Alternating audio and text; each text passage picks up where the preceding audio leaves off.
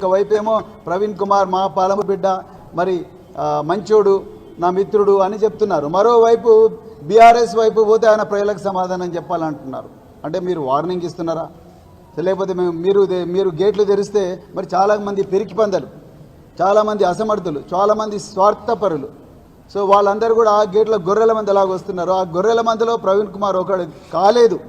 ప్రవీణ్ కుమార్ నిజమైన నిస్వార్థంగా నిజమైన నికార్సైన నిజాయితీ కోసం పనిచేసే నాయకుడు కాబట్టి ఆ గొర్రెల మందిలో ఒకడు కాలేదని బాధపడుతూ మరి అక్కసుతో ఈ మాట అంటున్నారా రేవంత్ రెడ్డి గారు? మరి మీరే చెప్పాలి. సో నేను ఎప్పుడు కూడా ఆ గొర్రెల మంది ఉండదలుచుకోలేదు. చాలామంది అన్నారు ఎంత ప్యాకేజ్ తీసుకున్నావు కేసీఆర్ దగ్గర అని అంటా ఉన్నారు సోషల్ మీడియాలో.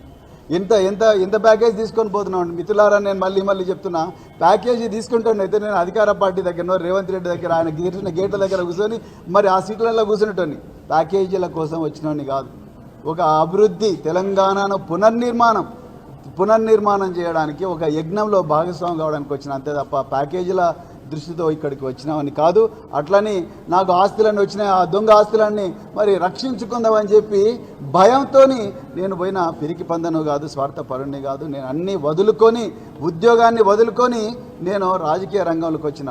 నేను పోలీసు ఉద్యోగంలో నాకు పక్కకు పెట్టి కేసీఆర్ గారు ఇచ్చిన ఆపర్చునిటీతో నేను 10 సంవత్సరాలు గురుకుల పాఠశాలలో సెక్రటరీగా పనిచేసి 10 లక్షల మంది విద్యార్థులను ప్రయోజకులుగా చేసిన. నాకు పైసలు అవసరం లేదు, అలా ప్రజాసేవనే ముఖ్యం అని చెప్పి ఇక్కడికి వచ్చిన. అందుకో